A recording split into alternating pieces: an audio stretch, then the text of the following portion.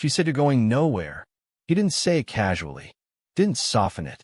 We were standing outside a bar around 11:30 at night, and he just said it like it was already decided. I thought you should know, he added. I didn't react, because I was still placing the sentence. She doesn't say that to you, he said. Just to them. I nodded once. Not because I agreed, because I understood what he meant. Then he said, I figured you'd want to hear it from someone who's actually in the room. I looked at him for a second, then said, all right. And that was it. I didn't ask anything else, because I already knew exactly what that meant. That's where this starts. Before I get to what he told me outside that bar, you need to understand what the relationship looked like while I was still inside it, because nothing about it was dramatic. That was what made it easy to miss. We had been together a little over a year, long enough to have a routine, not long enough to think of it as permanent without saying so. We saw each other during the week when work allowed it, usually dinner somewhere quiet, sometimes drinks on a Friday, weekends if neither of us had something already planned. From the outside, it looked stable. It probably was, in the way a lot of things are stable when no one is testing them too closely.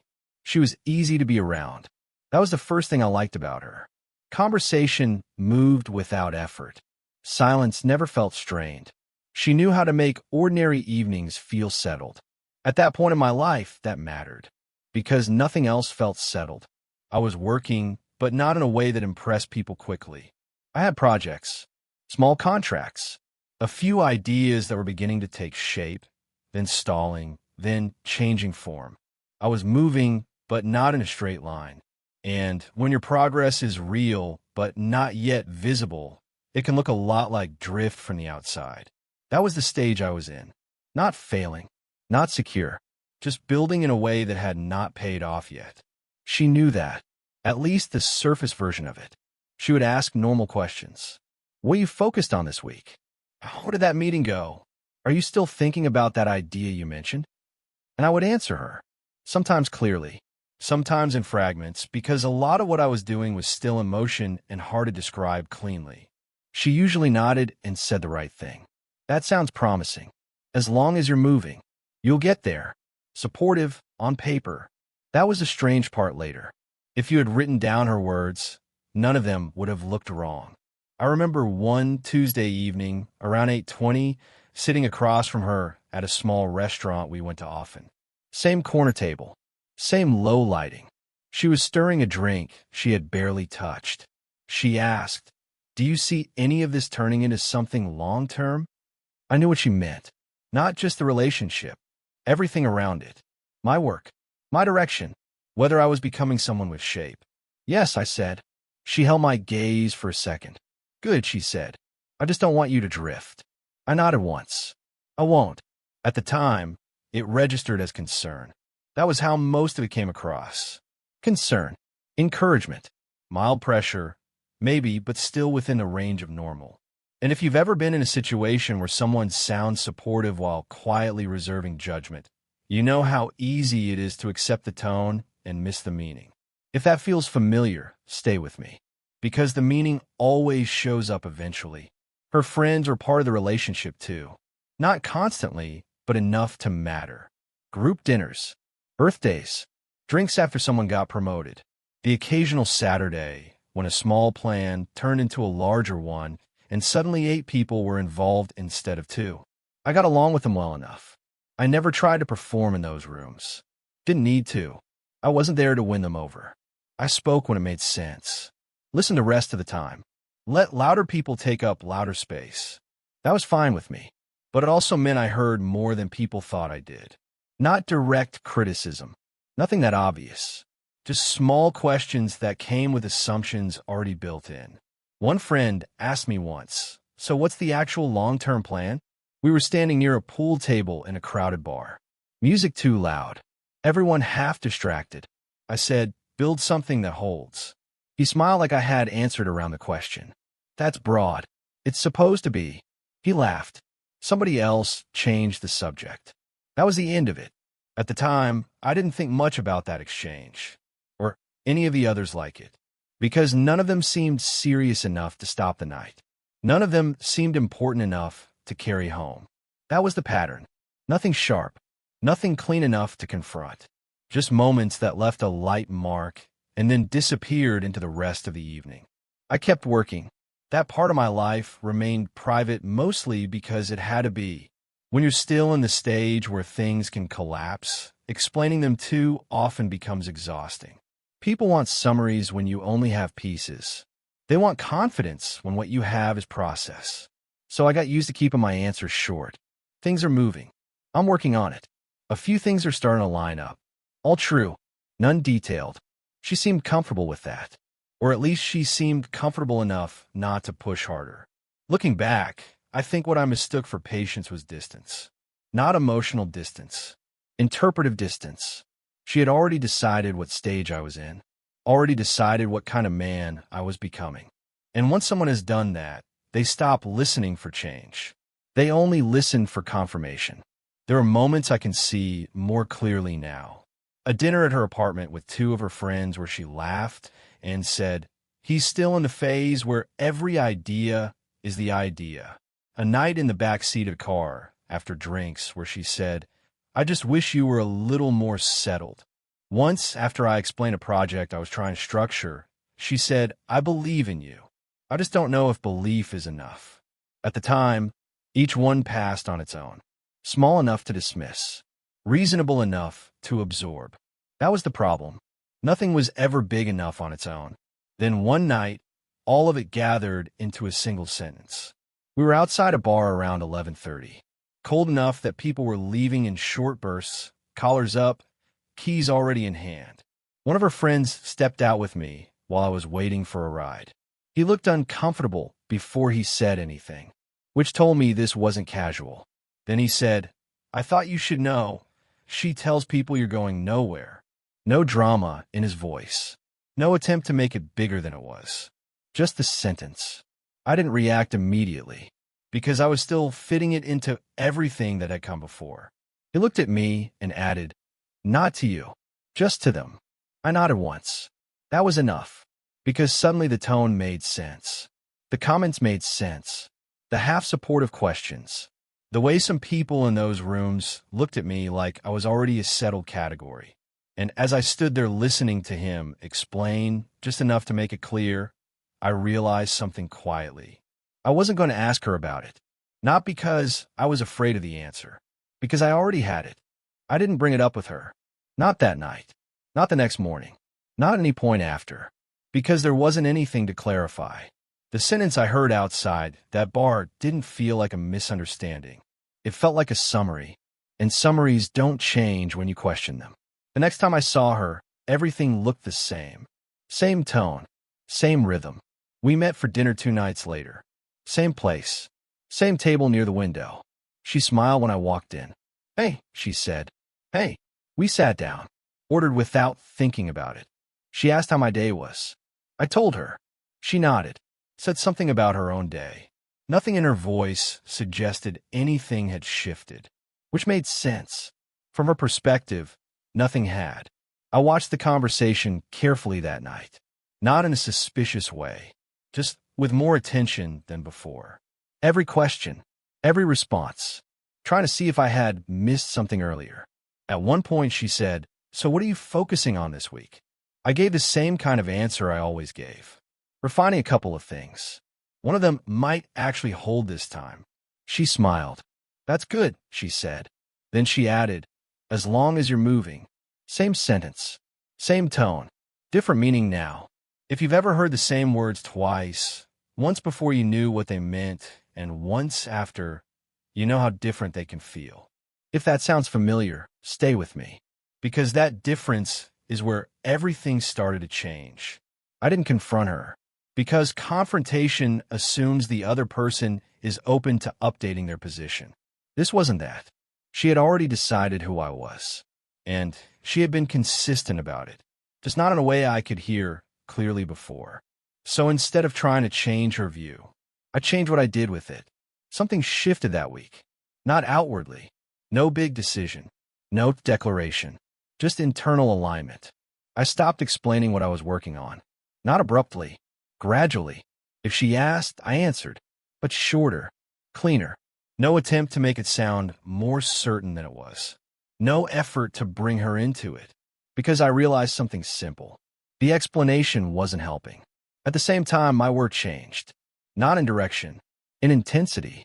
I started structuring my days differently. Earlier mornings. Less time in places that didn't add anything. More time alone. Not isolated. Focused. I remember one Thursday morning around 6:10, sitting at my desk before the sun was fully up, going through a set of numbers that I had looked at the night before, adjusting them again. Not because I had to, because I wanted to be sure. That became a pattern. Review. Adjust. Move forward. No conversation around it. No audience. Just execution. The relationship continued. On the surface, nothing changed. We still met during the week.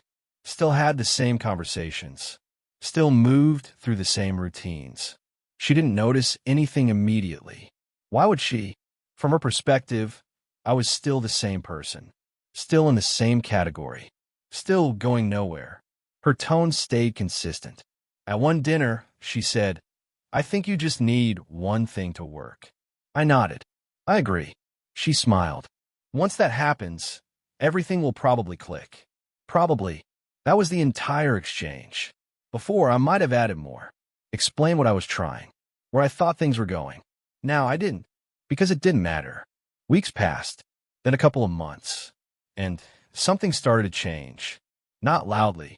Not in a way that could be pointed to immediately. Just traction. A project that held longer than expected. A conversation that led somewhere real. A number that moved in the right direction and stayed there. Small things, but consistent. That was the difference. She noticed it before she understood it. At first, it was just a comment. "You seem more focused lately," she said one evening. "I am." "That's good." She didn't ask more. Didn't push. Just observed. A few weeks later, it happened again. "You've been busy," she said. "Yes." "With what?" "A few things." She nodded. Didn't press. But I could see the shift. Not in what she knew, in what she was trying to understand. The pattern continued. Work moved. Quietly. Steadily.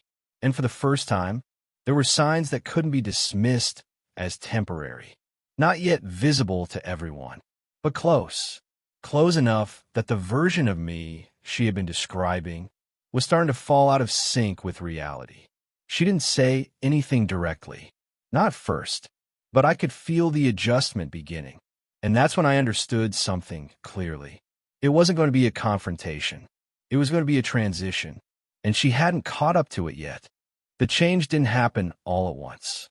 It never does. It showed up in small ways first. Things that were easy to overlook if you weren't paying attention.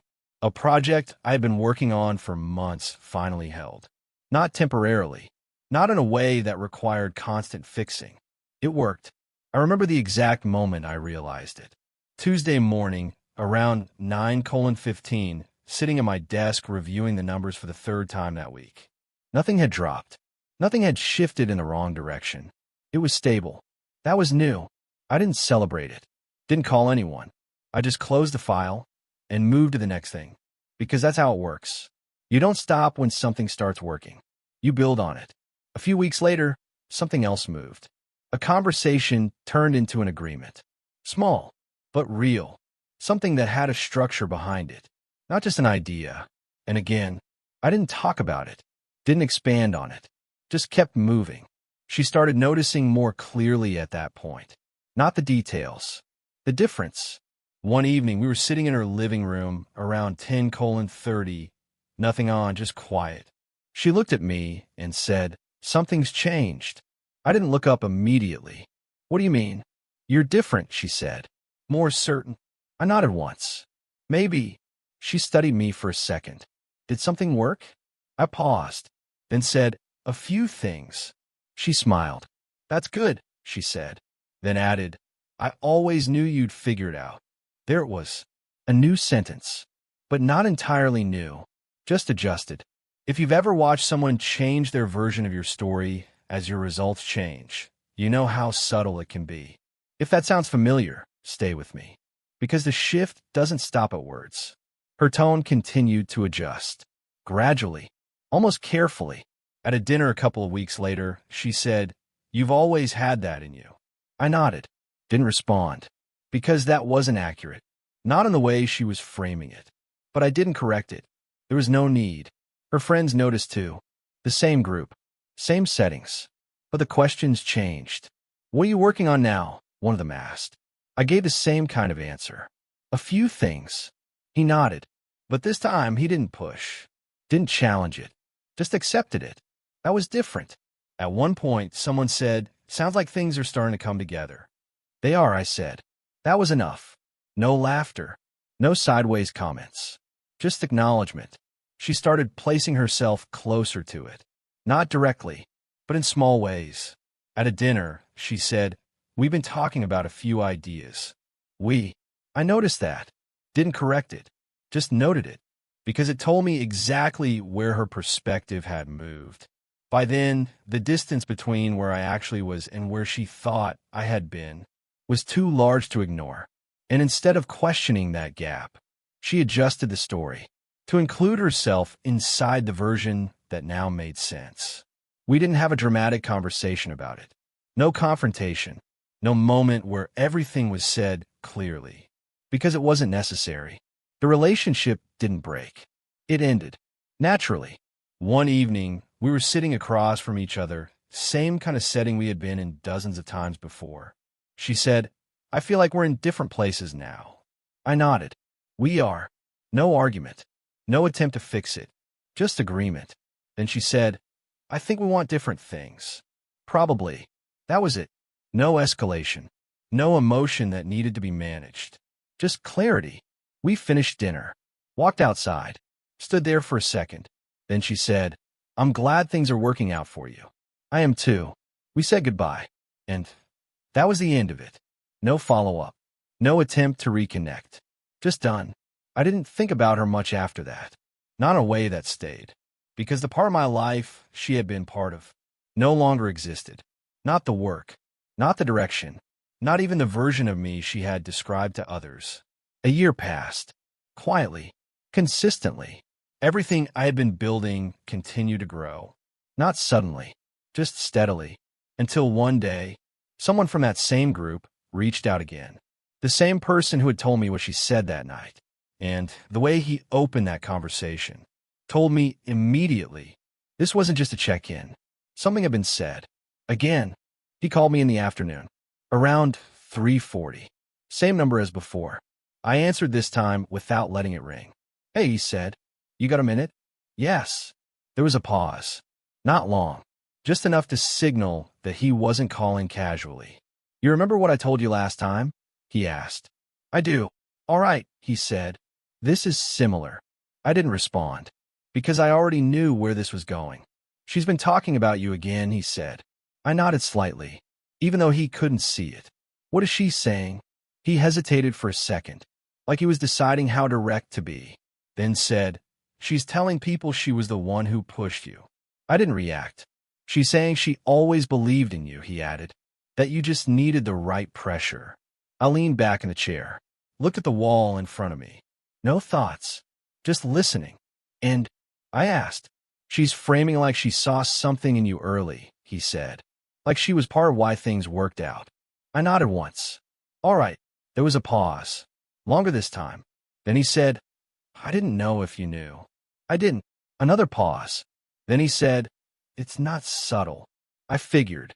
If you've ever heard someone rewrite your past in a way that includes themselves, you know how quickly it becomes a story they believe. If that sounds familiar, stay with me, because this part matters more than it seems. He continued. "She said at dinner last week," he said, pretty confidently.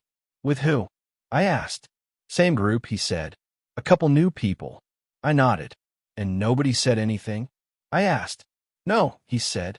But a few of us looked at each other. That made sense, because those were the same people who had heard the original version, the one without me in it. "She mentioned you specifically," he added. "In what way?" "That you were drifting, and she kept you focused."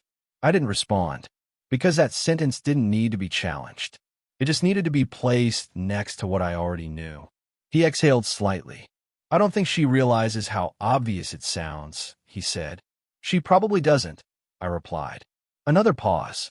Then he said, I just thought you'd want to know. I do. That was enough. We stayed on a call for a few seconds, no one rushing to end it. Then he said, You gonna say anything? I thought about that. Not long. Just enough. No. Nothing. No. He let that sit, then said, All right. We ended the call. I set the phone down on the desk. Didn't pick it back up. Didn't check anything. Because there wasn't anything to verify. The situation was already clear. I sat there for a minute, not thinking about her, not replaying anything, just still. And I noticed something. I wasn't annoyed. I wasn't frustrated. I wasn't even surprised. Because this was consistent. Not with what she said to me, with what she had always believed. Then I opened my phone again, scrolled to her name. Not out of impulse, just decision. I opened the message thread. It had been quiet for over a year. No recent contact. No unfinished conversation. Just space. I typed 3 words. Nothing more. No explanation. No context. Just enough. I heard that. I read it once. Didn't adjust it. Didn't add anything. Then I sent it. No follow-up. No second message. Just that. I locked the phone, sat down, and went back to what I was doing. Because there was nothing else to say. And nothing else that needed to be said. That was enough. She didn't reply immediately. I didn't expect her to. Messages like that don't create quick responses. They create pauses. About an hour later, my phone lit up. Her name. 1 message. What do you mean? I looked at it. Didn't open it right away. Because the question wasn't real. She knew exactly what it meant. Still, I opened it. Read it once. Then set the phone face down on the desk. No response. Because explaining it would have turned it into a conversation. And I wasn't interested in having one. A few minutes later, I picked the phone up again. Not to reply, just to look at the message again. Same sentence. Same attempt to create space where there wasn't any. I locked the phone, put aside, went back to what I was doing. Because that was the difference now. The message didn't interrupt anything. The next message came the following morning. Longer this time. I'm not sure what you've heard, but I think there's been a misunderstanding. I read that one at the kitchen counter. Around 7:10. Coffee still too hot to drink. Same routine. Same morning. Nothing in it changed because of her message. That stood out. A year earlier, it would have. I would have paused, thought about how to respond, considered whether I should clarify something. Now, there was nothing to clarify, because I had already heard it, clearly, from someone who had no reason to adjust it. She sent another message a few hours later. I've always supported you. You know that. I read it once. Then again, not because I was reconsidering anything, because I was placing it. That sentence wasn't meant for me. It was meant to preserve something. A version of events that made sense from her perspective. I didn't challenge it, didn't agree with it, just let it exist, without engaging. Over the next few days, there were a few more attempts. Not aggressive, not repeated in a way that demanded attention. Just spaced out. Try to reopen something. Can we talk properly? I think this deserves a conversation. I don't want things to be left like this. Each message slightly different. Same intention. I read them. Didn't respond. Because responding would have created movement. And there was no direction I wanted to move in. A few days later, I saw her name come up again. Not on my phone. In a conversation. Someone mentioned something she had said. We were standing near the back of a room. Maybe 8 or 9 people there. Nothing formal. She was saying she really pushed you when you needed it, someone said. I nodded slightly. Didn't react. Didn't correct it. Because that room didn't require correction. The people who needed to understand the difference already did. I could see it in the way the sentence landed. No one expanded on it. No one asked me anything. The conversation moved on. That told me everything I needed to know. That became the pattern. Her version stayed where it worked. In rooms where it didn't get challenged. Around people who hadn't seen the earlier version. That was fine, because I didn't need to manage those rooms. I wasn't building anything there. The people who mattered, the ones who had been there earlier, they didn't repeat it. They didn't question me. They didn't even bring it up again. Because they already knew. And once someone knows something clearly, they don't need to revisit it. One evening, I ran into the same friend who had told me everything both times. We were outside again. Different place. Around 10:50 this time. Quieter. He looked at me and said, "She tried to explain it." I nodded. I figured. She said it wasn't like that. I looked at him. "What did you say?" He shrugged slightly. "Nothing. Didn't feel like my place." "That's fair." He nodded, then added, "But everyone remembers what she said before." I held that for a second, then said, "That's enough." It was. We stood there for a minute. No need to keep talking about it. Then he said, "You handled that well." "I didn't do anything," I said. "You didn't need to," he replied. That was it. No analysis. No breakdown. Because the situation had already resolved itself. Later that night, I was at home, laptop open, working through something that needed attention. I paused for a second, not because of her, just because I noticed something. I hadn't thought about any of it in days. Not intentionally, just naturally. The messages hadn't stayed with me. The conversation hadn't replayed. It had already been placed exactly where it belonged. I closed the laptop, sat there for a moment, then stood up and walked into the next room. Because there was nothing left in that situation that needed attention. No loose ends. No version of it that required another response. Just something that had been acknowledged once, clearly, and left there. That was enough. After that, it didn't come up again. Not in a way that mattered. The messages stopped. Not immediately. Just spaced out further and further apart. One more came 2 days later. Short. I didn't mean it the way it sounded. I read it while standing in the kitchen. Phone in one hand. Coffee in the other. Same time as every morning. I didn't respond. Because intent doesn't change what was said. And it doesn't change where it was said. I set the phone down, took a sip, and moved on with the rest of the morning. That was the difference. A week passed, then another. No more messages. No follow-ups. No attempt to restart the conversation. It ended the same way the relationship had. Quietly, without needing anything final. My days stayed exactly the same. And that's what I paid attention to. Nothing shifted. Nothing lingered. No part of my routine adjusted itself around what had happened. I remember one morning around 6:35, standing at the counter, watching the light come through the window. Same angle. Same reflection across the surface. Everything exactly where it should be. And I realized something clearly. There's no version of that situation that had followed me into this. Not the words. Not the tone. Not even the moment I heard it. It had all stayed where it happened. Work moved forward. Not dramatically. Just steadily. The kind of progress that doesn't announce itself.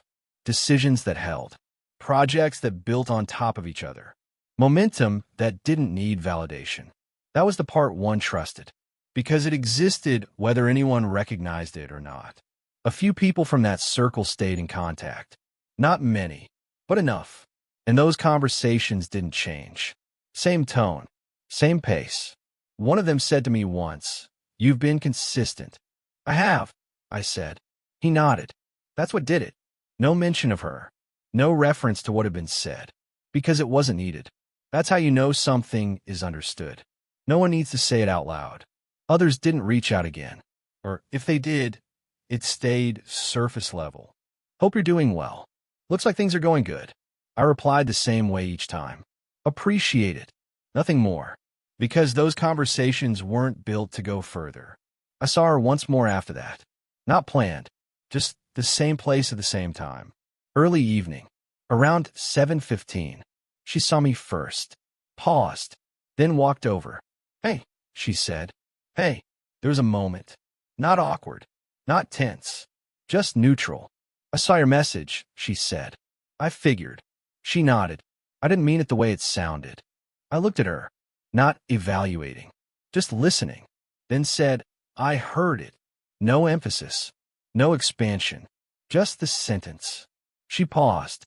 Then nodded again. Okay. No attempt to explain further. Because there wasn't anywhere for it to go. We stood there for a second. People moving around us. Conversations happening that had nothing to do with either of us. Then she said, "You're doing well." "I am. I always thought you would." I didn't respond to that because it didn't connect to anything real. Not anymore. She gave a small nod, stepped back slightly. Take care, she said. You too. And that was it. No wait. No version of that moment that followed me out of the room. Just something that ended exactly where it needed to. Later that night, I was at home, laptop open, working through something that required attention. Numbers on the screen, structure that needed a hold. I paused for a second, not because of her, just because I noticed something. I wasn't thinking about what she said, not replaying it, not connecting it to anything else. It had already been placed, exactly where it belonged, in the past, separate from everything I was building now.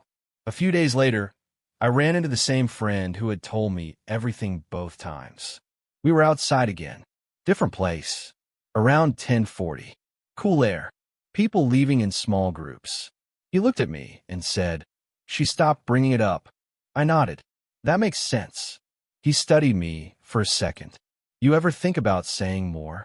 No. Why not? I thought about that for a moment. Not long. Just enough. Because it's already clear. He nodded slowly. Yeah, he said. It is. That was it. No follow-up. Because there wasn't anything else to break down.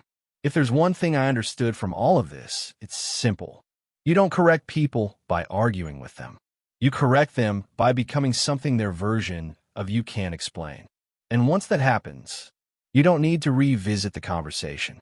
It resolves itself. I didn't respond to what she said. Not directly. I didn't challenge it. Didn't confront it.